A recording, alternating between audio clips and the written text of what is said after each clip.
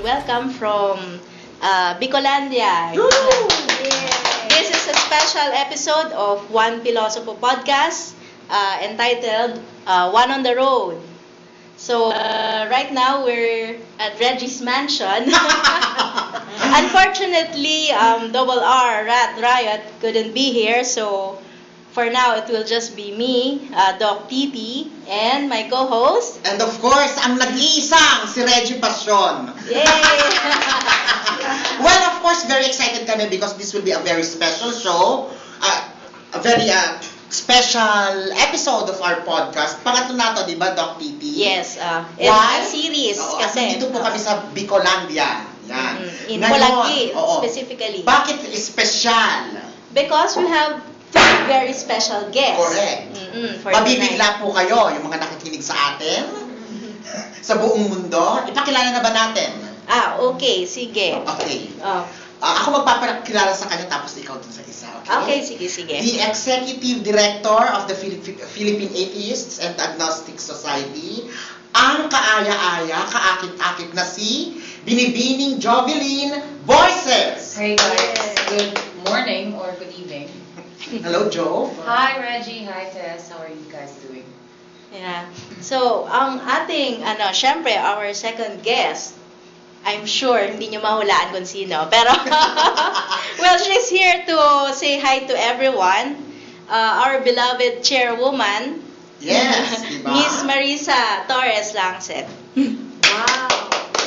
Ang galing naman ng aking introduction, beloved chairwoman.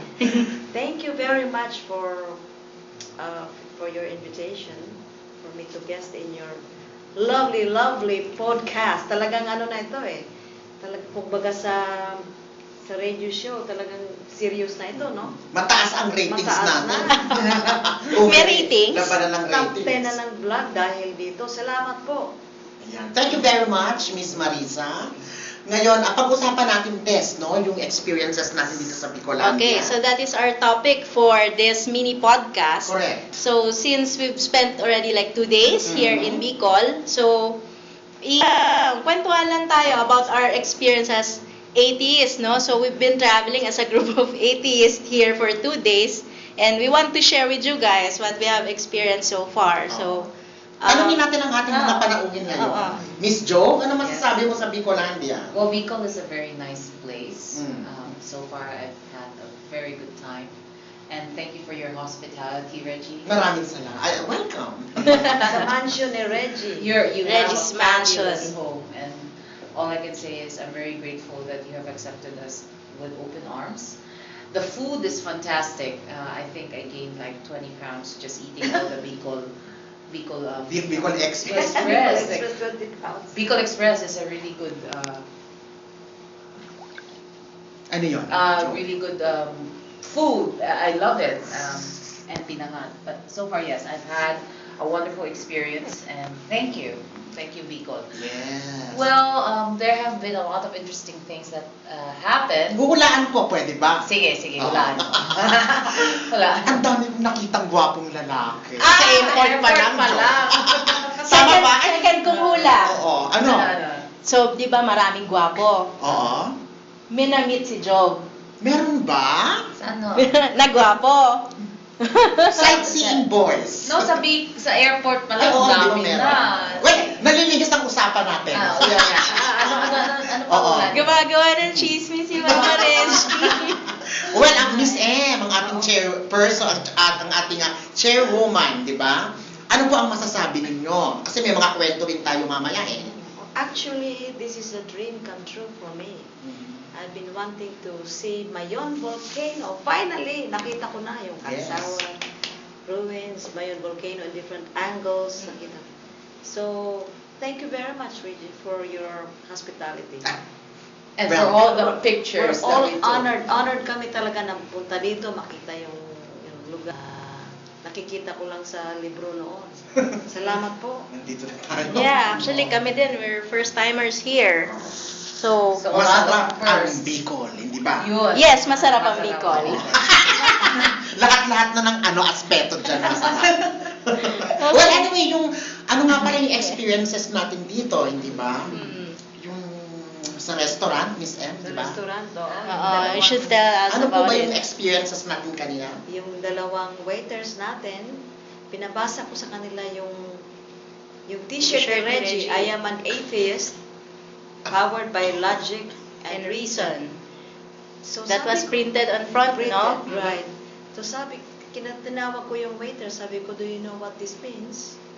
Tiningnan ng waiter, parang hindi niya maintindihan, no? Tapos pinatalikod ko si Reggie. Sabi sa likod, God is imaginary. Yung waiter, kumamot lang sa ulo niya. At natawa, Miss M. Natawa, ibig sabihin, hindi niya naintindihan yun. Pero nang nagpunta naman si Reggie doon sa may-ari, ano nangyari nga doon? Yes, Miss M, actually nagulat din ako sa reaction niya, no? Yung reaction niya, kumbaga, nagulat. Yung dalawang kamay niya, tinakpan niya yung bibig niya, parang, parang gano'n, sabay, takip ang bibig ng So, kamay. medyo naintindihan niya yung pangalawang Yeah. quote, no? Correct. Yung nasa likuran Oo. mo. Sabi ko, nakakatakot ba ako? Bakit Yung parang, reaction niya, parang nakakita ng bakulang. Yun. Parang nakakita ng halimaw. Oo, dahil sa God is imaginary. Yes. Naku. So, Doc Tess, ano ang masasabi mo? Bakit ganito? Ba't may mga napapakamot? Bakit biglang nagugulat? I think Ano po ba? I think most probably it's because they weren't exposed to people like us. Mhm. Parang kasi from where I came from, most people are Catholics. So even if you are a Protestant doon or Muslim, sometimes you get that feeling na parang I don't belong here kasi most of the people where I came from are Catholic. So parang kahit sila, ang tingin ng mga Catholics dun sa iba yung relihiyon, outsider. Parang bakit ganun ang beliefs nila? Bakit hindi sila kasama sa community natin? Oo. So what more yung tingin nila sa taong walang belief, Walang religion. religious Yun, belief.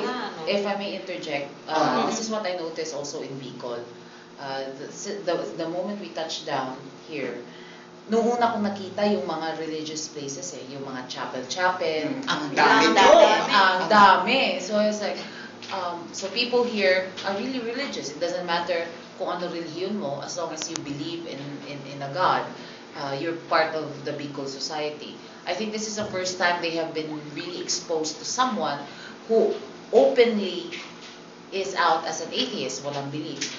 A lot of people did not even understand the term atheist, Yeah. right? Mm-mm. They don't even understand ano yun. Mamaya, But for we'll those- talk about those, Oo. yung na-encounter natin. Yung na-encounter Yung kanina. na, for those naman who had an understanding of the word, their understanding was sort of like a very twisted view of atheism. Kasi if you don't have a twisted view of atheism, you won't have those wild reactions na, atheist, ganun. No, so it made me realize that we still have so much to do in order to address these misconceptions, especially here in the province where most of the people are very religious. Kasi kanina talaga, Jov, nung nakita ako, parang meron silang nakita talagang halimaw o bakula. Yun nga. Ano yan, sa restaurant? Yung sa restaurant. Okay. Mas natawa ako doon Nandidiri. sa mas natawa ako doon sa last nating pinuntahan. Ay, yes. Oo, mamaya. With the Stations of the Cross. What is it So, called? Miss That M, place? anong masasabi po ninyo dyan at nagugulat itong mga taong to? But you know what, I think may different reaction sila. Di ba sa'yo, parang, di ba, may t-shirt ka na sinabi mo, atheist Yes. ka, tapos Mhm. alam niya, kagrupo kita, pumunta ako doon, yung nagbayad ako. Mabait naman siya sa akin, sabi ka, Mhm. balikbayan kayo, ma'am. Magalang may-ari. O yung may-ari, resto. magalang naman siya. Tapos, siguro dahil sa mabait tayo, ganun ba, iba siguro ang kanilang, mag-iiba ang kanilang, ano tawag dyan, Perception. reaction, Oo, perception. perception.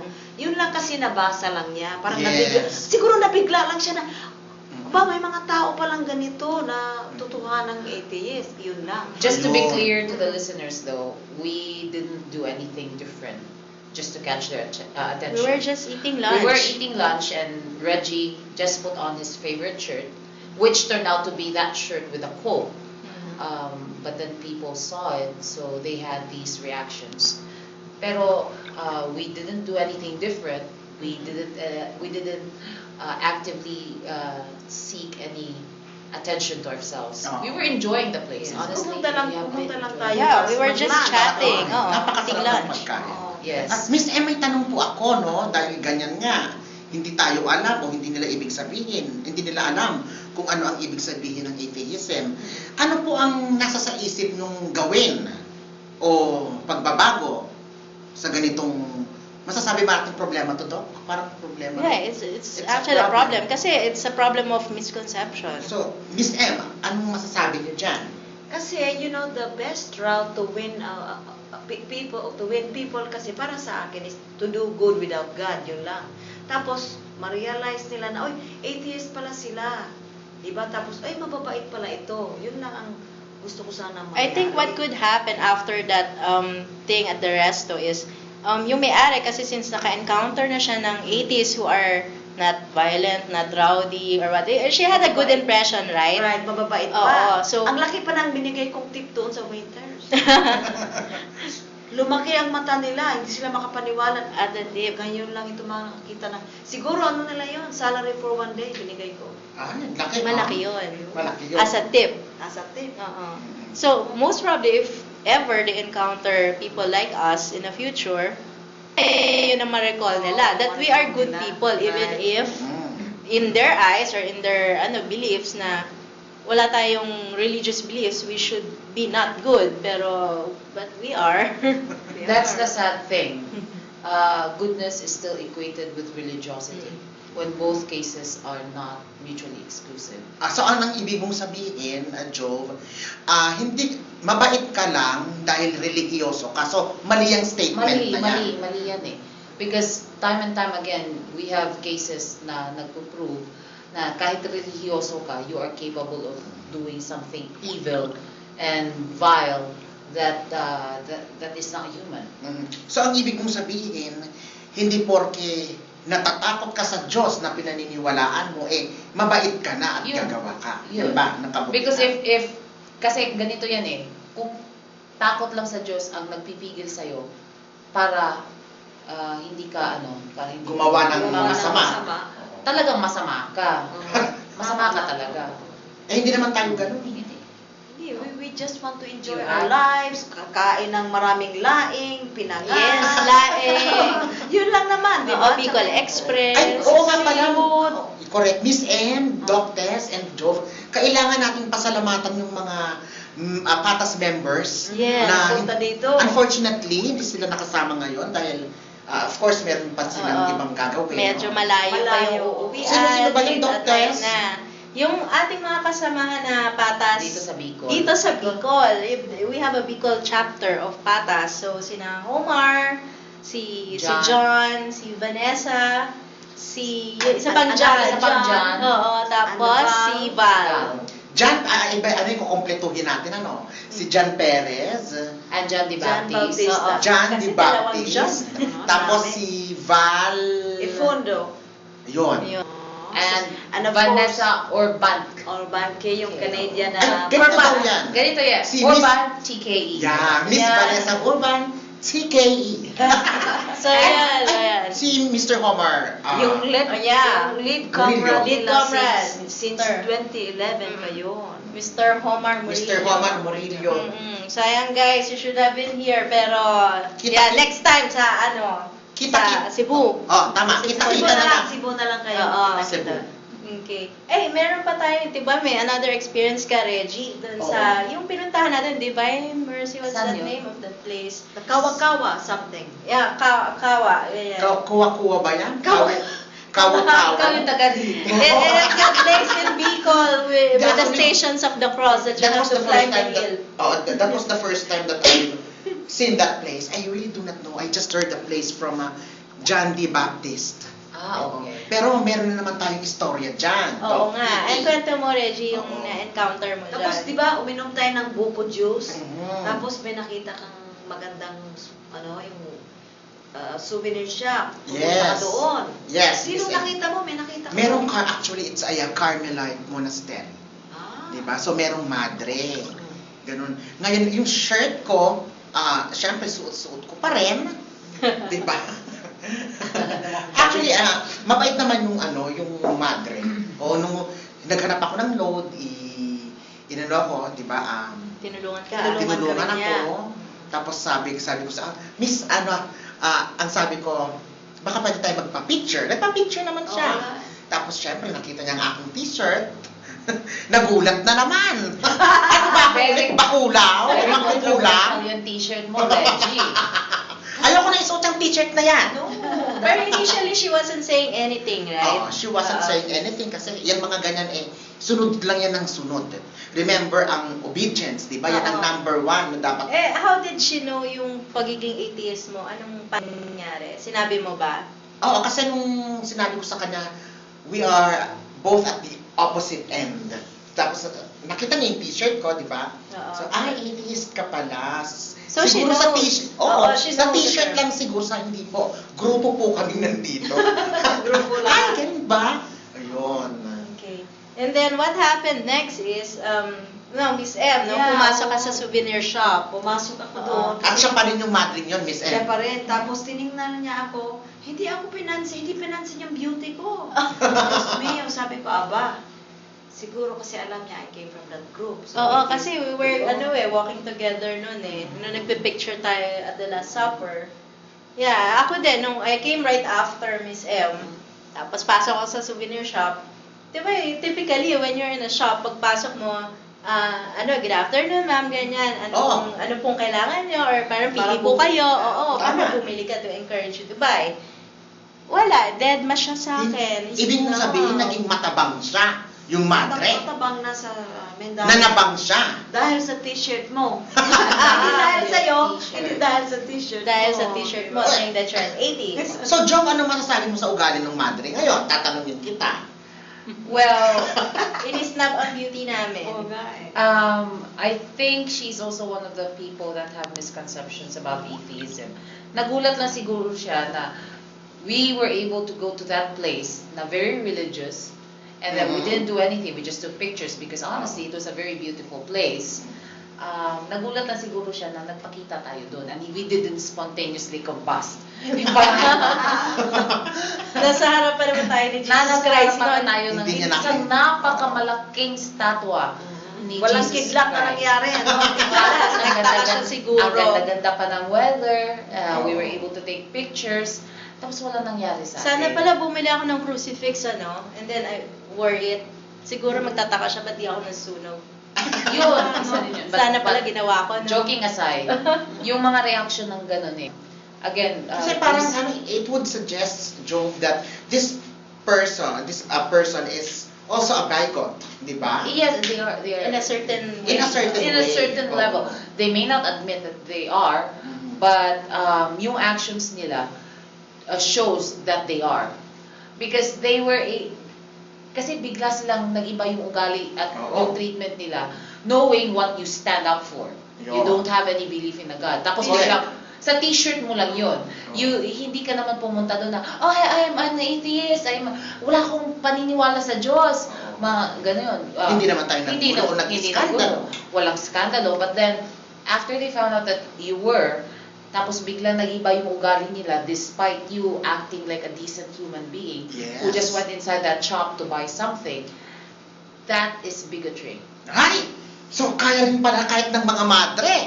Anybody's Diba? Nakatakot. capable of that. Yes. Anyone can Ano be ba a yan? bicol. Hindi para porky madre. Diba?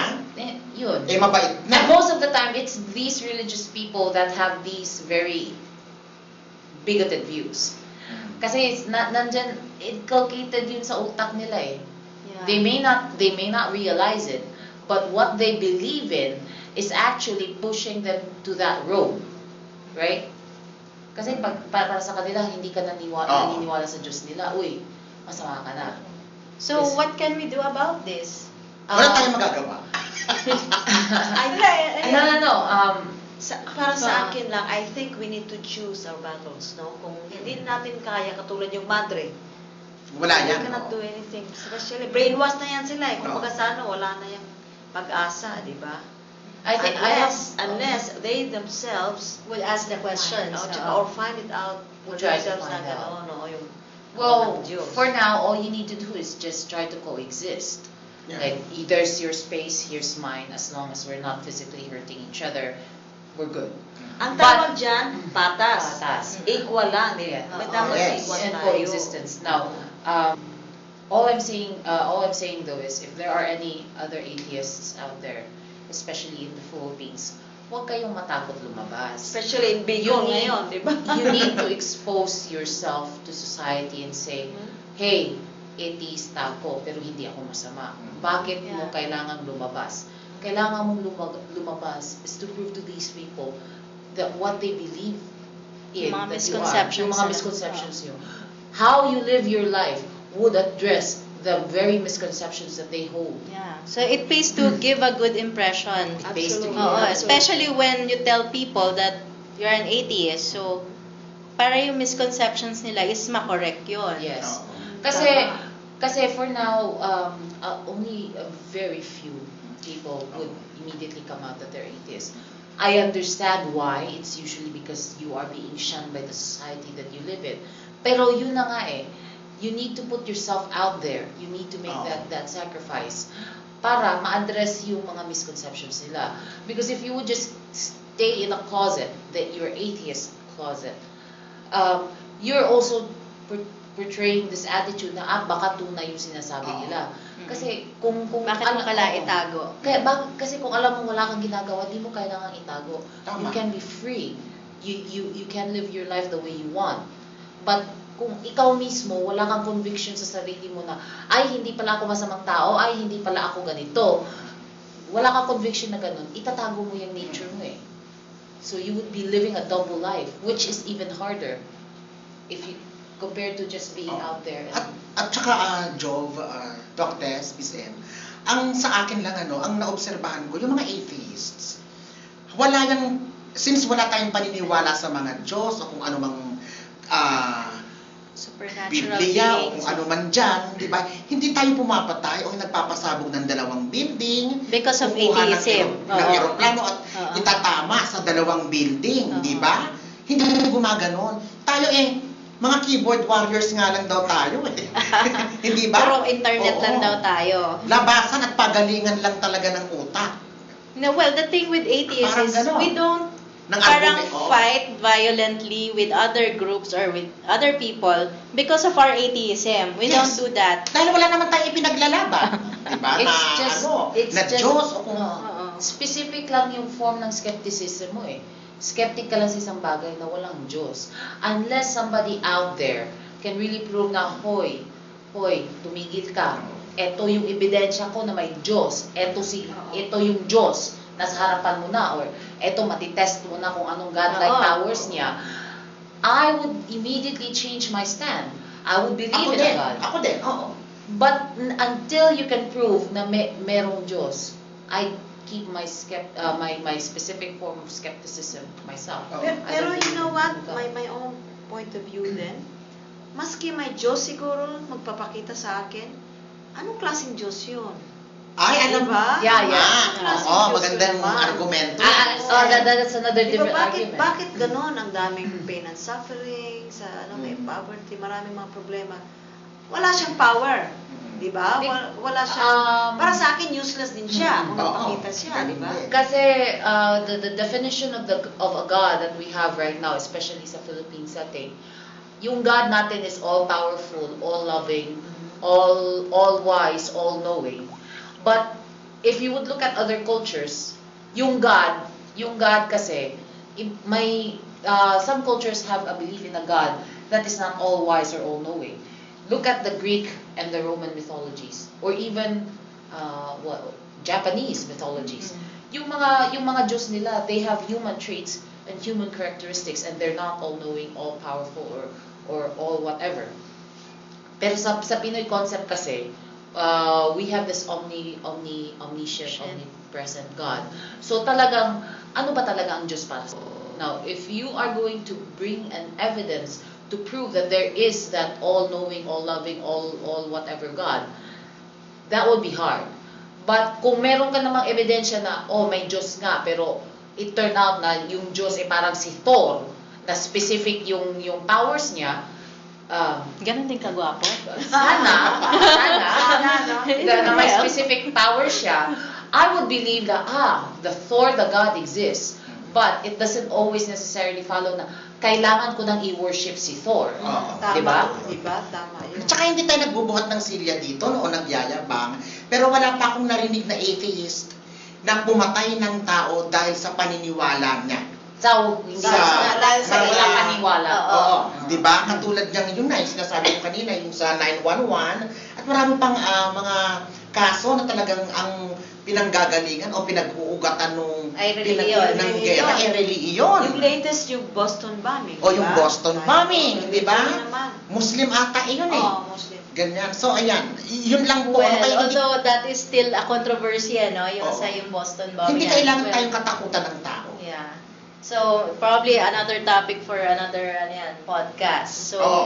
well, for now, to wrap it up, it's been a very good experience for us here in Bicol. We encountered many people and we were able to parang see yung mga reactions ng believers sa atheism, no? So, Oo.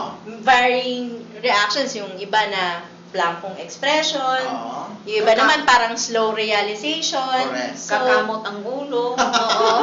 So, yun nga, we encourage you guys na if you're still not out as an atheist to parang come out of the closet. Not really because we want you to parang fight the atheism cause, pero para for you Stand din. up for yourself. Oo, stand up for yourself, no? So, So, guys, Miss M, Thank you very much. last words. Maraming salamat, Miss M, for Oo. guesting. And of course, the Executive Wala nga Director. naman. Thank you, Miss M, the Miss Executive Director of PATA, What Miss can you Jovelyn say Borges. as parang parting words para Yes. sa ating Ah, listeners? Kababayan. Thank you guys for having us here, and I really enjoyed Bicol. I'm from Cebu, but this is my first time in Bicol. The reaction we had so far, we only had those two, I would say, negative reactions, but overall the trip was very productive. It was very fun. I was able to meet and bond with fellow atheists Yes. here, Oo. and I think that is the memory I would like to keep. Okay. Thank you very much, Miss Jove. At ayun po, muli po kami nagpapaalam hanggang sa muli nating pagkikita, pag-uusap. Okay? Maraming salamat po sa ating mga palauin. Miss Oo. Doc Titi. Okay. Goodbye. Bye, guys. Bye. Please do visit the PATAS website at patas.co. That is PATAS.co, where you could read more about the organization and articles on atheism, religion, science, and social issues. And for more lively discussions, you can join us in our forum at the PATAS website. Just type forum.patas.co or just look for us on Facebook. For those who are more into fast, micro updates on the latest news on atheism or newly published articles on the website, you can follow us on Twitter. Our Twitter name is PATAS_SOC. Remember, we can be good without God, think without fear, live without delusions. Have a happy life.